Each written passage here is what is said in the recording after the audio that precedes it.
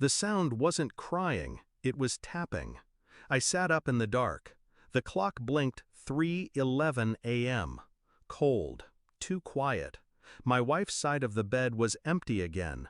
The funeral was tomorrow. Our daughter's white coffin sat in the living room, surrounded by wilting lilies.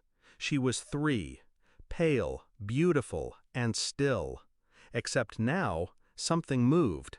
Tap, tap, tap. I followed the sound barefoot, heart pounding so hard I thought it would crack my ribs. I stood by the casket, held my breath. Then I heard it. "Daddy, help me!" My knees buckled. "I'm scared." Not a hallucination, not a dream. A voice. Her voice. I undid the clasps with shaking fingers, lifted the lid, and stopped breathing. She wasn't in a dress. She was in chains.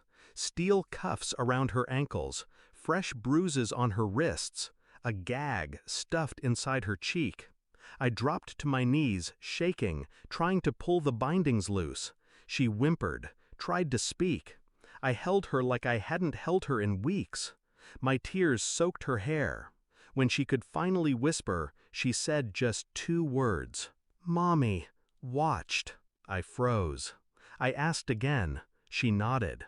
My wife appeared seconds later, hair messy, robe loose, yawning. "What the hell are you doing?"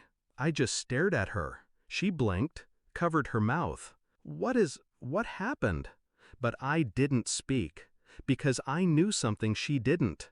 My daughter was still alive, and my wife had buried her. Chained? I didn't confront her, not then. I played dumb, took our daughter to the hospital. The doctors called it a miracle. They asked about the injuries. I said nothing. The police opened an investigation. I said even less. And at home? She acted normal, made tea, read bedtime stories, but she never looked me in the eye. I started watching, tracked her movements, collected security footage from neighbors. I bought a burner phone, planted a tracker in her car, installed a hidden camera in the guest room. She made one mistake, a single text, to a number not saved. It's done. No one suspects anything. I traced the SIM, burned through the bank accounts, found a withdrawal, 10,000, the day before our daughter went missing. The puzzle clicked together in reverse. My daughter hadn't died. She'd been taken, planned, paid for, by the woman who gave birth to her. The camera finally caught him, tall, clean-cut, his face half-lit. He walked into the guest room at 2:12 a.m., walked out 7 minutes later. Same routine, twice a week. The footage burned into my skull.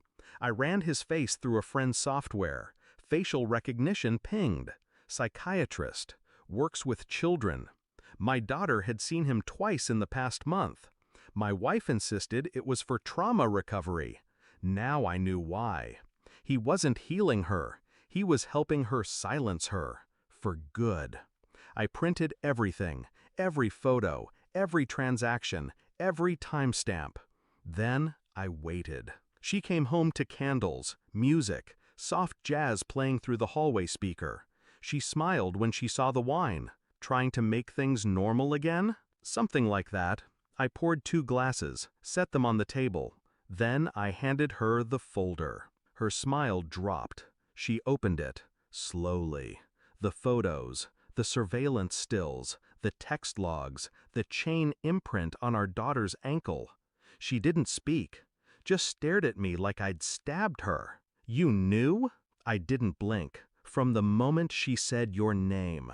Tears welled up in her eyes. She whispered something about mental illness, childhood trauma, blackouts. I didn't respond, because behind her, the front door opened. 2 officers stepped in, warrants in hand. She turned, froze. "Please, wait, she was supposed to die." They cuffed her mid-sentence. She screamed as they dragged her out. I took a sip of wine. The house is quiet now. My daughter sleeps in the room next to mine. No more shadows, no more chains. She doesn't ask about her mother. She doesn't cry when the night comes. She just holds my hand and breathes. I buried the dress she was supposed to be buried in, burned the coffin, threw the chains into the river. The system calls it attempted murder. I call it betrayal, and I wear it like armor. The final sound I remember isn't her scream. It's my daughter's voice whispering in the dark. "Daddy, help me." I did, and I never stopped.